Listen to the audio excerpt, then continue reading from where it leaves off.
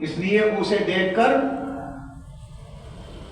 امت کو بتلایا گیا کہ پھسل مت جانا، یہ تو بہت بڑا پہنچا ہوا ہے، نماز 5 وقت کی بھی 1 وقت کی نہیں پڑھتا اور بڑا پہنچا ہوا سرکار ہے، ہمارے یہاں اس کی کوئی جگہ نہیں۔ اور جس اللہ کے ولی کے ہاتھ سے، اس کی ذات سے کوئی خلاف عادت چیز ہو جائے اس کو کرامت کہتے ہیں۔ کرامات اولیاء حق، یہ حق ہے، بالکل سچ ہے۔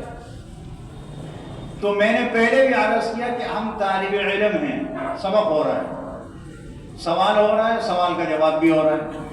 تو سوال یہ ہے معجزہ کسے کہتے ہیں؟ جواب یہ ہے کہ کسی نبی یا اللہ کے رسول کے ہاتھوں نبوت کے حق ہونے کو ثابت کرنے کے لیے، نبوت کے برحق ہونے کو ثابت کرنے کے لیے ظاہر ہونے والی وہ عجیب و غریب بات جو عام معمول کے خلاف اور ظاہری اسباب کے بغیر ہو، اس کا کوئی سبب بھی نہ ہو، اس کو معجزہ کہتے ہیں۔ اس پر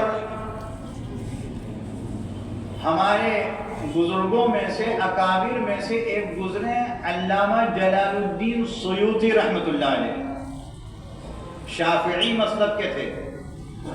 انہوں نے عربی میں ایک کتاب لکھی ہے الخصائص الکبریٰ، 2 جلدوں میں، جناب رسول اللہ صلی اللہ علیہ وسلم کے معجزات کو جمع فرمایا۔ بہت معجزے ہیں ہمارے آقا و مولا حضرت محمد صلی اللہ علیہ وسلم کے، بہت۔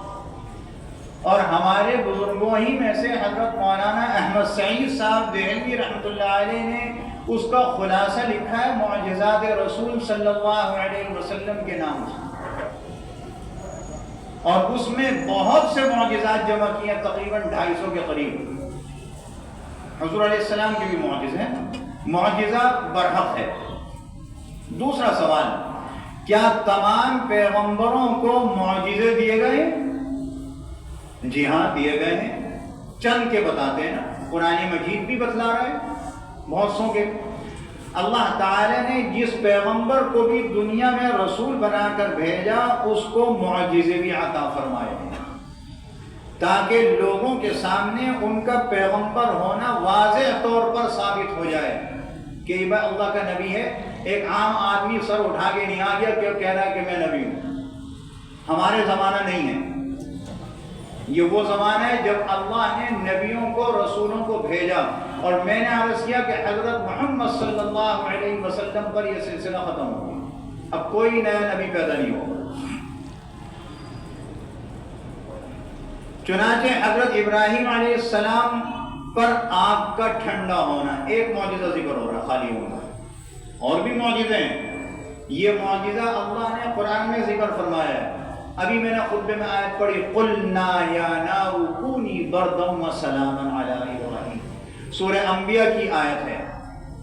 اور آپ کی سیرت میں لکھا ہے کہ آپ کے زمانے کا جو بادشاہ تھا وہ اپنے آپ کو خدا بھی کہلواتا تھا، بتوں کی پرستش بھی کرتا تھا۔ بڑا عجیب تھا نا، پاگل قسم کا۔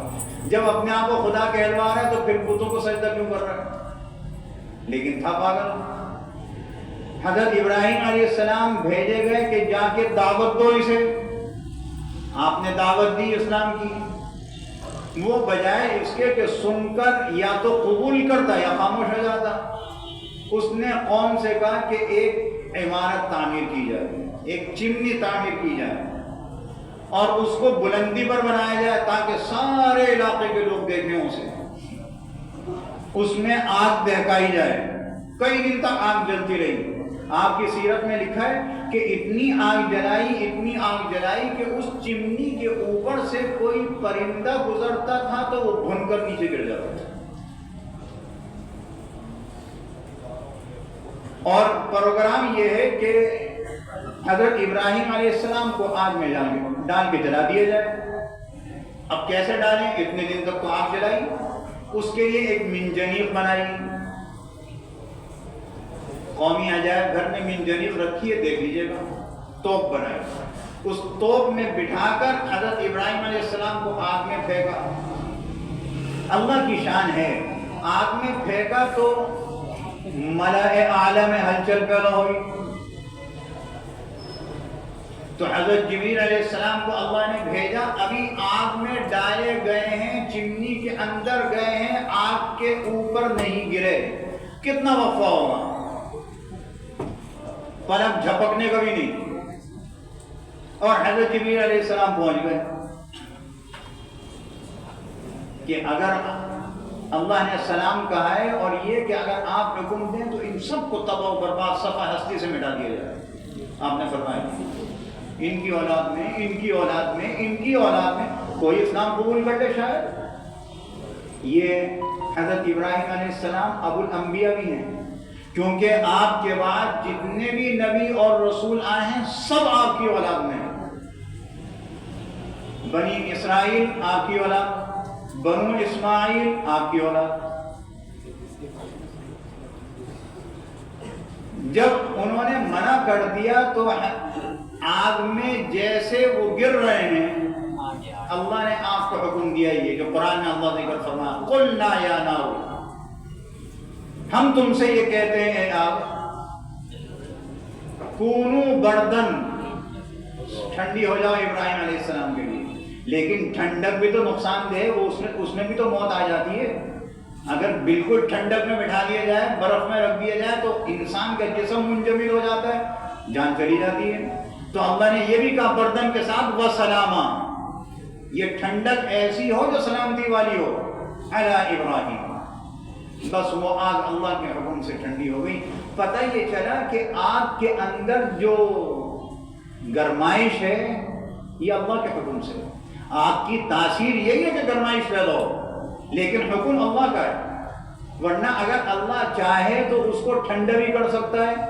دیکھیے حضرت ابراہیم علیہ السلام کی ایک مثال کافی ہے رہتی دنیا تک کی۔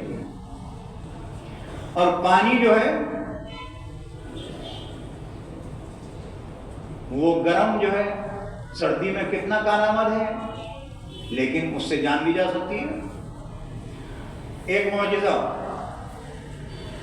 جناب نبی کریم صلی اللہ علیہ وسلم کے متعلق فرماتے ہیں، ارشاد نقل کرتے ہیں حضرت ابو ہریرہ رضی اللہ عنہ۔ یہ حضرت ابو ہریرہ رضی اللہ عنہ بڑی کمال کی چیز تھے۔ ایک زمانے میں غالباً حضرت عمر رضی اللہ عنہ کے دور خلافت میں کسی علاقے کے گورنر بنا دیے گئے۔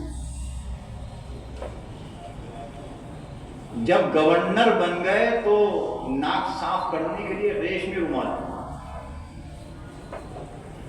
اور بہت روتے کہ یہ ابو ہریرہ آج تیرے پاس ریشمی رومال، اور ایک وقت وہ تھا کہ بھوک اتنی شدید لگ رہی تھی، کئی دن کے فاقے سے تھا، کئی دن کے فاقے سے، اور میں بے ہوش ہو کے گر جاتا تھا تو لوگ یہ سمجھتے تھے مرگی کا دورہ پڑا۔ فرماتے ہیں کہ ایسی بھوک تھی، مسجد نبوی علیہ السلام میں صفہ کے مدرسے میں یہ طالب علم تھے، کہتے ہیں غش کھا کے گر گیا۔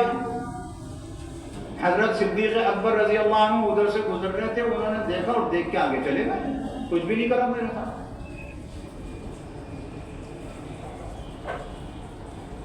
کہتے ہیں مجھے ہوش آیا، تھوڑی دیر کے بعد پھر غش کھانے لگا تو دیکھا عمر فاروق رضی اللہ تعالی عنہ گزر رہے ہیں، انہوں نے دیکھا وہ بھی گزر گئے، انہوں نے بھی کچھ نہیں کہا۔ تیسری مرتبہ ایسا ہوا تو رسول اللہ صلی اللہ علیہ وسلم گزر رہے تھے، انہوں نے دیکھا انگلی پکڑ کے گھڑ لے گئے ساتھ، کہنے کا ابو ہریرہ بیٹھ۔ ان کا نام تھا اصل میں عبد الرحمن، ابو ہریرہ ان کا نام نہیں ہے، کنیت ہے، اور ہریرہ کوئی ان کی اولاد نہیں ہے، عجیب کنیت ہے۔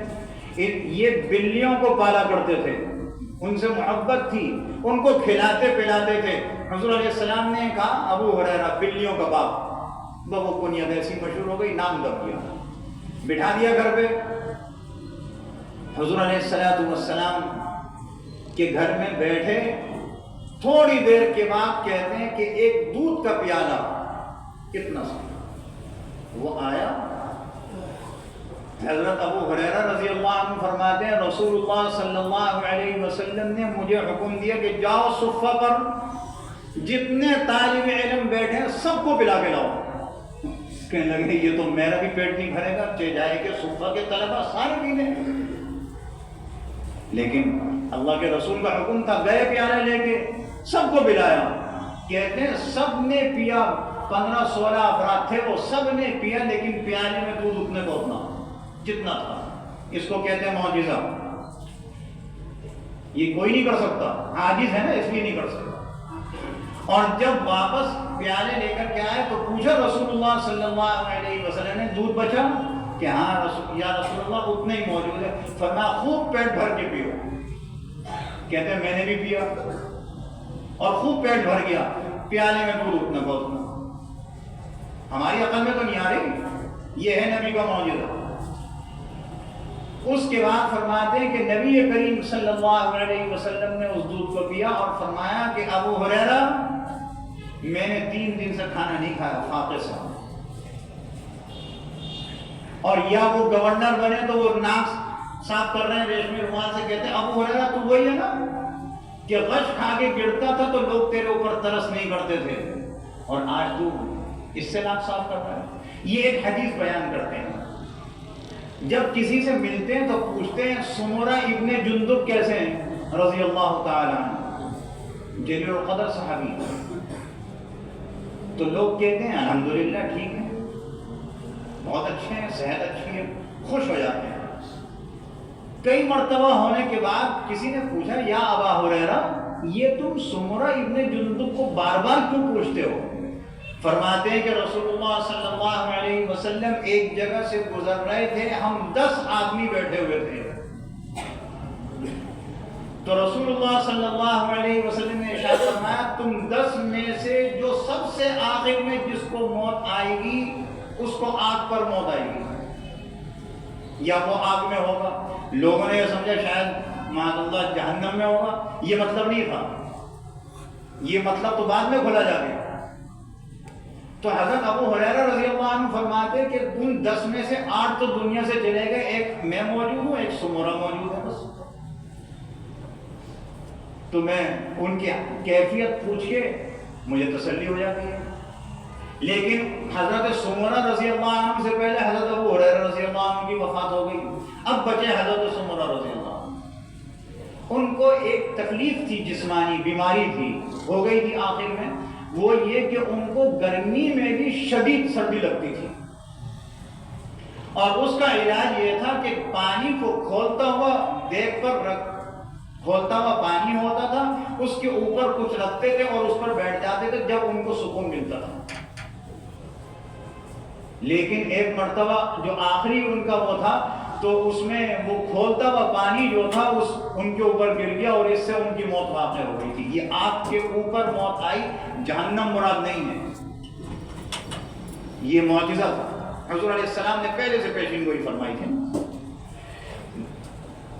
دوسرے حضرت صالح علیہ السلام، ان کی قوم نے جو کافر تھی انہوں نے کہا عجیب مطالبہ، یہ پہاڑ ہے، پتھر ہے، اس پتھر کے درمیان میں سے حاملہ اونٹنی نکال کر دکھلائیں۔ اللہ قرآن میں ذکر کر رہا ہے وَإِلَىٰ ثَمُودَ أَخَاهُمْ صَالِحًا قَالَ يَا قَوْمِ اعْبُدُوا اللَّهَ مَا لَكُم مِّنْ إِلَٰهٍ غَيْرُهُ قَدْ جَاءَتْكُمْ بَيِّنَةٌ مِّن رَّبِّكُمْ هَٰذِهِ نَاقَةُ اللَّهِ لَكُمْ آیَةٌ، یہ ناقۃ اللہ لکم اللہ کی نشانی تھی، آیا اللہ نے پوری فرما دی۔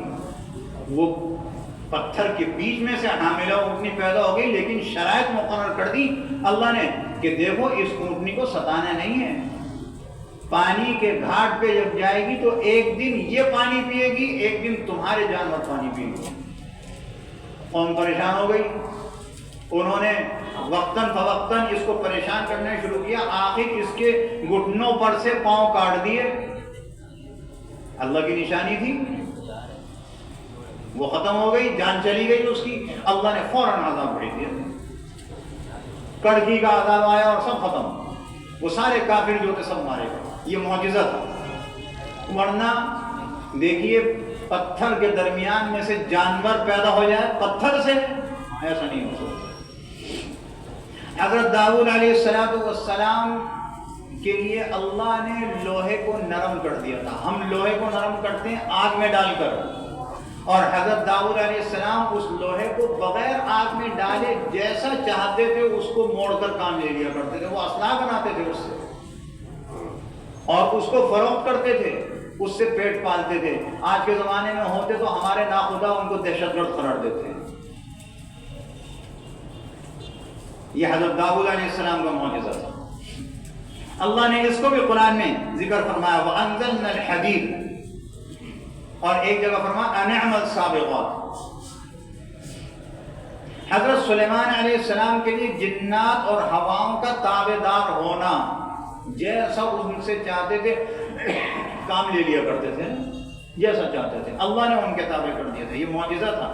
حضرت موسیٰ علیہ السلام کے لیے لکڑی کو جو ان کا عصا تھا, اور چونکہ ایسے زمانے میں تھے کہ اس زمانے میں جادوگر بہت تھے, اور اللہ نے جس نبی کو جو معجزے عطا فرمائے وہ زمانے کے لحاظ سے عطا فرمائے. دعوت دینے گئے فرعون کے پاس. فرعون نے کہا تم تو جادوگر ہو تو ہمارے جادوگروں سے مقابلہ کرو. اللہ کے نبی کو جادوگر کہہ رہے, تو وہ جادوگر آ گئے, انہوں نے رسیاں ڈالی, وہ سانپ بن گئے, قرآن میں ذکر ہے. اور حضرت موسیٰ علیہ السلام کو اللہ نے حکم دیا تم جو لاٹھی ٹیک کر چلتے ہو اس کو زمین پر ڈالو. وہ اژدہا بن گیا. اس اژدہا نے سارے سانپ نگل لیے. وہ جو جادوگر تھے ان کی تو آنکھیں کھل گئی. انہوں نے کہا یہ جادوگر تو نہیں, یہ جادوگر نہیں ہو سکتا. فوراً سجدے میں گر گئے, ایمان قبول کر لیا. انہوں نے کہا ہو. فرعون نے کہا معلوم ہوتا ہے تم بھی اسی کے ساتھی ہو, یہ تمہارا بڑا ہے تم ان کے چھوٹے ہو. یہ اللہ نے معجزہ عطا فرمایا تھا.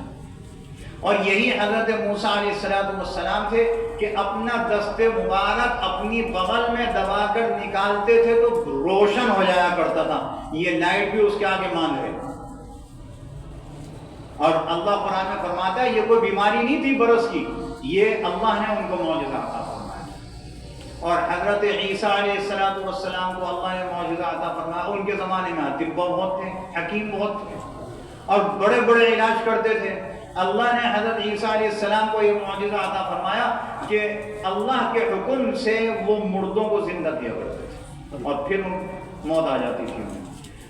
حضرت نوح علیہ السلام کے صاحبزادے سام, یہ داڑھی کے بال, سر کے بال سفید نہیں ہوا کرتے تھے پہلے زمانے میں, ہزاروں سال عمر ہوتی تھی. سب سے پہلی مرتبہ جو بال سفید ہوئے ہیں وہ حضرت ابراہیم علیہ السلام کے ہوئے, اس سے پہلے کبھی سفید نہیں ہوئے. حضرت سام جن کی عمر ہی سینکڑوں برس تھی, انتقال ہو گیا. ان کی قبر پہ کھڑے ہونا تم بھی باذن اللہ کے حکم سے کھڑے ہو جاؤ. وہ کھڑے ہوئے تو پوچھنے لگے حضرت عیسیٰ علیہ السلام سے کیا اللہ نے قیامت قائم کر دی؟ اور یہ کہنے کے ساتھ ہی ان کے کالے بال سفید ہو گئے, ڈر کے مارے نا قیامت کی, ایسی ہولناک ہے قیامت. اور اللہ قرآن میں فرما رہا ہے اقتربت الساعہ, 1450 سال پہلے فرمایا بہت قریب ہے. جب 1450 سال پہلے بہت قریب تھی, آج قریب نہیں ہوگی. تقریباً نشانیاں ہو رہی ہیں اور ہو جائیں گی. قیامت تو آنی ہے, موت بھی آنی ہے. قیامت کے ذریعے سے دنیا کا نظام بھی تہس نہس ہوگا, اور اب اس نظام کو ہم اپنے ہاتھ سے بھی تہس نہس کریں گے. یہ حضرت عیسیٰ علیہ السلام کو معجزے. ہمارے آقا مولا حضرت محمد الرسول اللہ صلی اللہ علیہ وسلم کو بھی معجزے ملے. اور وہ معجزے کیسے تھے, ان کے متعلق عقائد انشاءاللہ آئندہ جمعے میں عرض کیے جائیں گے. اللہ رب العزت ہم سب کو اپنے ایمان پر ثابت قدمی نصیب فرمائے, یقین کامل عطا فرمائے. وآخر دعوانا الحمدللہ رب العالمین. یہ پرچی آئیے, اوپر چھت پر صفحے خالی رہ جاتی ہیں, اس لیے جو نمازی مسجد سے باہر ہیں وہ ایک تو یہ کوشش کیا کریں نماز جتنا ہو سکے مسجد کے اندر جگہ ہو. مسجد کے اندر کا جو ثواب ہے باہر نہیں ہوگا جب تک مسجد پوری نہ ہو, اس لیے اوپر تشریف لے جائیں, اوپر جگہ بہت ہوتی ہے.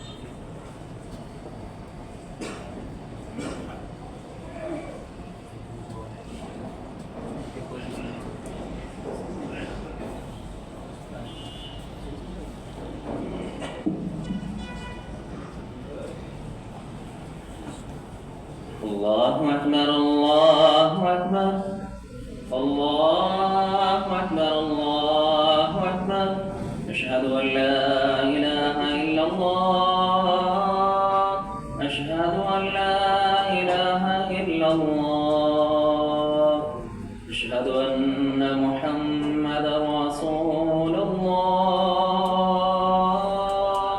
أشهد أن محمدا رسول الله حي على الصلاة حي على الصلاة حي على الفلاح حي على الفلاح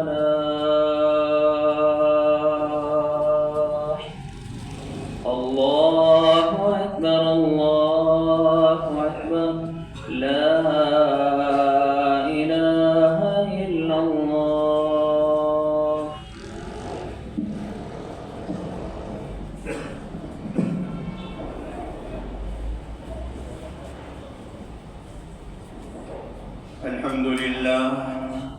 الحمد لله العليم الخبير المتقن نظام العالم بلا معين ونصير. فسبحان الله الذي حكمته بالغة وعلمه عزيز ونعمه واصلة إلى كل صغير وكبير. ونشهد أن لا إله إلا الله وحده لا شريك له في نقير ولا قطمير. ونشهد أن سيدنا ومولانا محمدًا عبده ورسوله الذي هدانا بكتاب منير ودعانا إلى الله بالإنذار والتبشير صلى الله عليه وعلى آله وصحبه ما دامت الكواكب تسير. أما بعد، فإن ترجمة عقيدة أهل السنة في كلمتي الشهادة التي هي إحدى مباني الإسلام.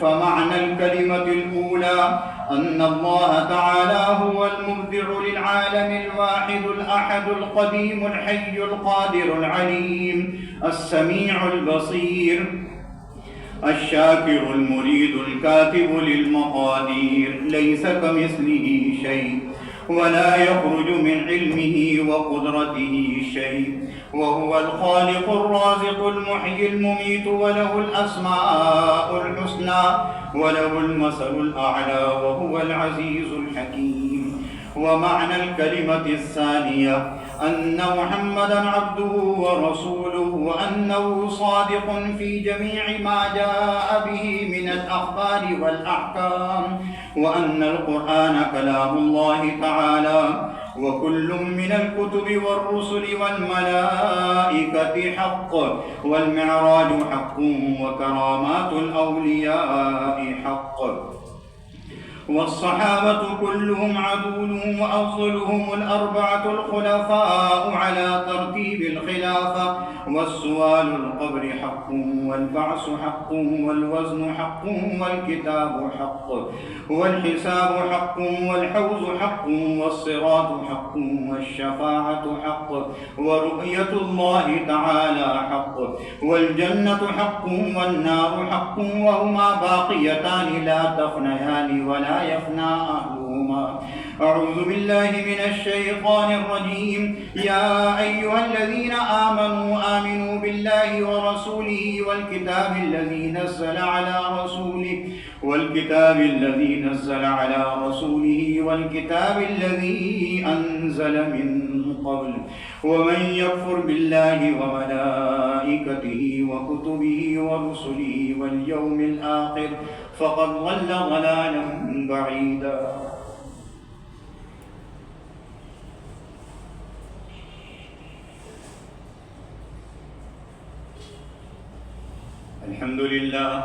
الحمد لله وكفى، وسلام على عباده الذين اصطفى، خصوصا على سيد الكونين وخاتم الأنبياء وعلى آله وأصحابه الأتقياء.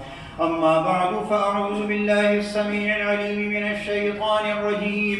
إن الله وملائكته يصلون على يا أيها الذين آمنوا صلوا عليه وسلموا تسليما اللهم صل على محمد عبدك ورسولك وصل على المؤمنين والمؤمنات والمسلمين والمسلمات وبارك على محمد وأزواجه وذريته.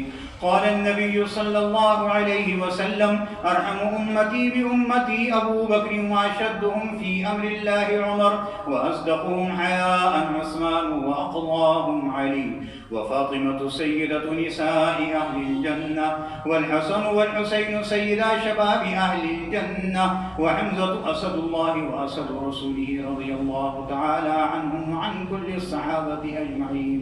الله في أصحابي لا تتخذوهم غرضا من بعدي فمن أحبهم فبحبي أحبهم ومن أبغضهم فببغضي أبغضهم وخير أمتي قرني ثم الذين يلونهم ثم الذين يلونهم. اللهم أنت الله لا إله إلا أنت الغني ونحن الفقراء أنزل علينا الغيث واجعل ما أنزلت لنا قوة وبلاغا إلى حين. اللهم اسقنا غيثا مغيثا مريئا مريعا نافعا غير ضار غير آجل.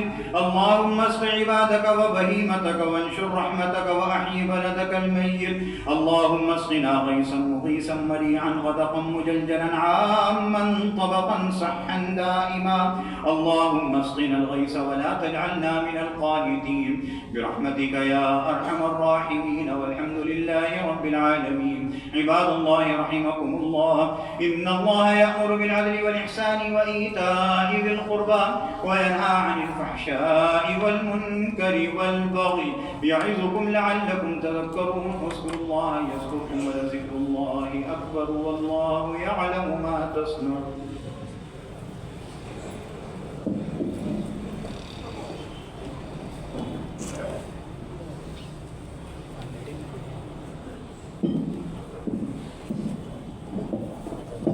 صفیں درست کر لیجئے. جو صف بچھی ہوئی ہے صف کا جو نشان ہے اس نشان پر اپنی ایڑی کا سرا رکھیے. آپ کی ایڑی کا سرا صف کے نشان سے آگے یا پیچھے نہ ہو ورنہ صف ٹیڑھی ہو جائے گی. پہلے اگلی صفوں کو پورا کرنے کا اہتمام کیجئے. مسجد کے اندر چھت پہ جو جگہ خالی ہوتی ہے جو باہر جو لوگ بیٹھتے ہیں پہلے سے آ کے اصل میں غلطی ان کی ہے. یہ ان کو چاہیے جب مسجد خالی ہوا کرے تو اندر آیا کریں. یہ جب آتے ہیں تو اوپر 2 منزلیں خالی ہوتی ہیں. مسجد میں نماز پڑھنے کا بہرحال بہت زیادہ ثواب ہے. جب مسجد میں جگہ پوری ہو جائے تو باہر کا ثواب بھی اتنا ہی ہو جائے گا. اس لیے پہلے مسجد کی جگہ کو پورا کیا کیجئے. جو مسجد سے باہر صفیں ہیں اس کے درمیان میں 3 صفوں سے جگہ کا فاصلہ نہ ہو ورنہ پیچھے جتنے بھی نمازی ہوں گے ان کی نماز نہیں ہوگی. ہمیشہ ٹوپی پہن کر نماز پڑھنے کی عادت بنائیے. موبائل فون بند کر دیجئے.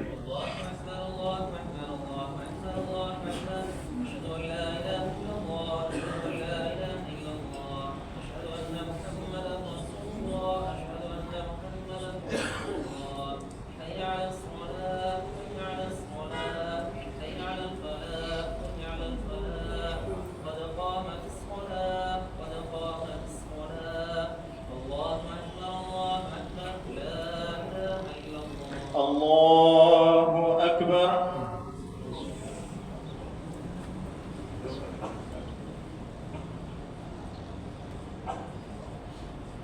الحمد لله رب العالمين الرحمن الرحيم مالك يوم الدين.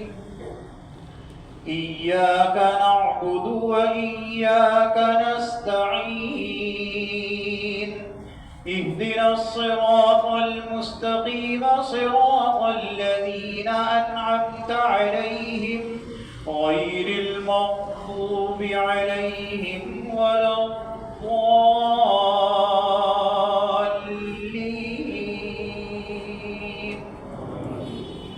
الله لا إله إلا هو الحي القيوم لا تأخذه سنة ولا نوم له ما في السماوات وما في الأرض.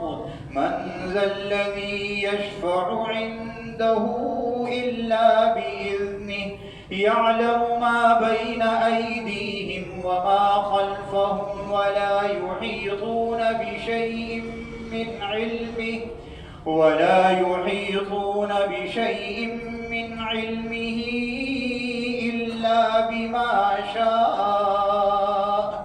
وسع كرسيه السماوات والأرض ولا يئوده حفظهما وهو العلي العظيم. الله أكبر.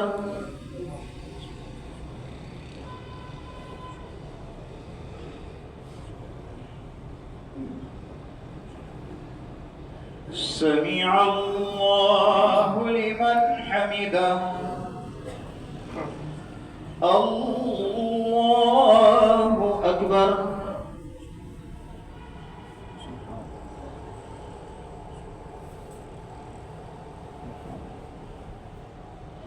الله أكبر.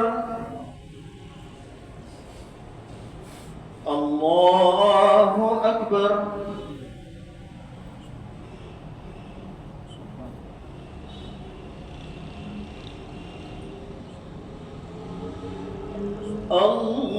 الله أكبر. الحمد لله رب العالمين الرحمن الرحيم مالك يوم الدين إياك نعبد وإياك نستعين اهدنا الصراط المستقيم صراط الذين أنعمت عليهم غير المغضوب عليهم ولا الضالين.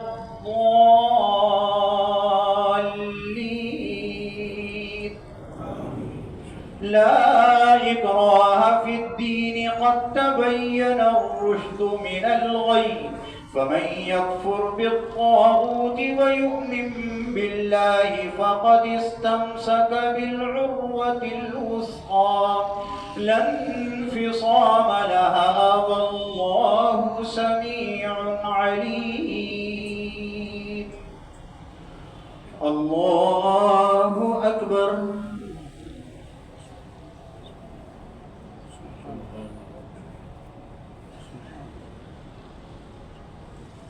سمع الله لمن حمده.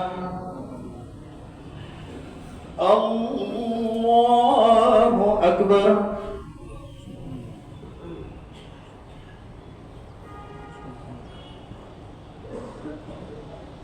الله أكبر. الله أكبر.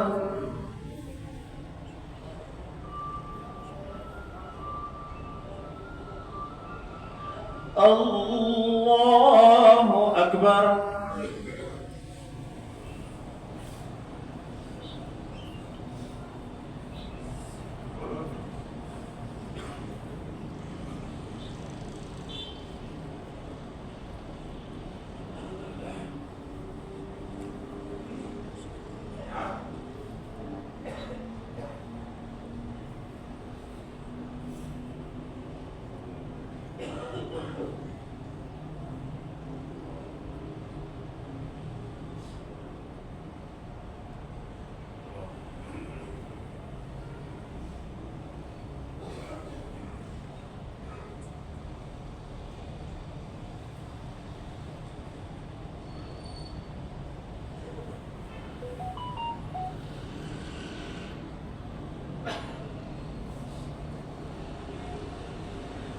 السلام عليكم ورحمة الله.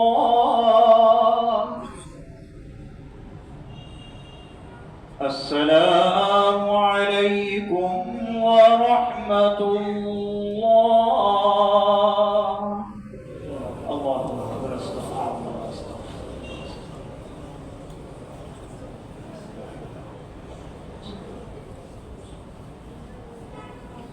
الحمد لله رب العالمين والعاقبة للمتقين والصلاة والسلام على سيد الأنبياء والمرسلين وعلى آله وأصحابه أجمعين. ربنا تقبل منا إنك أنت السميع العليم وتب علينا إنك أنت التواب الرحيم. ربنا آتنا في الدنيا حسنة وفي الآخرة حسنة وقنا عذاب النار ربنا لا تجعلنا فتنة للقوم الظالمين ونجنا برحمتك من القوم الكافرين اللهم أحسن عاقبتنا في الأمور كلها وأجرنا من خزي الدنيا وعذاب الآخرة اللهم إنا نجعلك في نحورهم ونعوذ بك من شرورهم اے اللہ ہم سب کے گناہوں کو معاف فرما صغیرہ کبیرہ ظاہری باطنی ہر قسم کے گناہوں سے پاک فرما اعمال صالحہ نصیب فرما اعمال سیئہ سے بچنے کی توفیق عطا فرما شرور و فتن سے محفوظ فرما مقاصد حسنہ میں کامیابی عطا فرما اے اللہ جو بیمار ہیں انہیں شفا عطا فرما جو مقروض ہیں ان کو قرضوں کے عذاب سے نجات عطا فرما اے اللہ جو گھروں میں رشتوں کی وجہ سے پریشان ہیں ان کی پریشانیوں کو دور فرما اے اللہ نیک اور صالح رشتے عطا فرما جو اپنی اولادوں کی طرف سے پریشان ہیں اے اللہ ان کی پریشانیوں کو دور فرما اے اللہ ہماری اولادوں کو نیک بنا اپنے دین پر چلنے والا بنا دین اسلام کا داعی بنا ماں باپ کا مطیع اور فرمانبردار بنا اور ہر قسم کے فتنوں سے انہیں محفوظ فرما اے اللہ جو کاروباری پریشانیوں مبتلا ہیں اے اللہ کاروباری پریشانی کو دور فرما جائز اور حلال روزگار عطا فرما حرام سے بچنے کی توفیق عطا فرما سود کی لعنت سے اے اللہ مکمل طور پر بچنے کی توفیق عطا فرما اے اللہ جنہوں نے دعا کے لیے کہا ان کی دعاؤں کو قبول فرما پوری دنیا کے مسلمانوں کی حفاظت فرما عالم اسلام کی حفاظت فرما بالخصوص فلسطین میں جو مسلمان قسم پرسی کا شکار ہیں اے اللہ ان کو دشمنوں کے مقابلے میں کامیابی عطا فرما شام کے مسلمانوں کو اے اللہ سرخروئی عطا فرما اے اللہ کشمیر کے مسلمانوں کی حفاظت فرما ہندوستان کے مسلمانوں کی حفاظت فرما اے اللہ حرمین شریفین کی حفاظت فرما محمد رمیز صاحب ٹریفک حادثے میں ان کی شہادت ہو گئی دعا کیجیے اللہ تعالیٰ ان کی مغفرت فرمائے ان کے درجات کو بلند فرمائے جناب حفیظ الرحمان صاحب کی والدہ محترمہ کا انتقال ہو گیا دعا کیجیے اللہ تعالیٰ ان کی بھی مغفرت فرمائے ذیشان احمد صاحب کینسر کی تکلیف میں مبتلا ہیں دعا کیجیے اللہ تعالیٰ انہیں صحت کاملہ عطا فرمائے عبدالہادی ان کی طبیعت ٹھیک نہیں ہے دعا کیجیے اللہ تعالیٰ انہیں بھی صحت کاملہ عطا فرمائے اے اللہ ہم سب کی دعاؤں کو قبول فرما اے اللہ ہماری زندگیاں جب تک کی بھی ہیں ہم سب کو اپنے فضل و کرم کے ساتھ اسلام پر قائم رکھ جب وقت آئے تو ایمان والی موت عطا فرما اے اللہ قبر کی منزل کو آسان فرما میدان محشر میں سرخروئی عطا فرما اور قیامت کے دن اپنے دیدار اور حضور اقدس صلی اللہ علیہ وسلم کی شفاعت میسر فرما رب اجعلني مقيم الصلاة ومن ذريتي ربنا وتقبل دعاء ربنا اغفر لي ولوالدي وللمؤمنين يوم يقوم الحساب وصلى الله تعالى على خير خلقه محمد وآله وأصحابه أجمعين برحمتك يا رب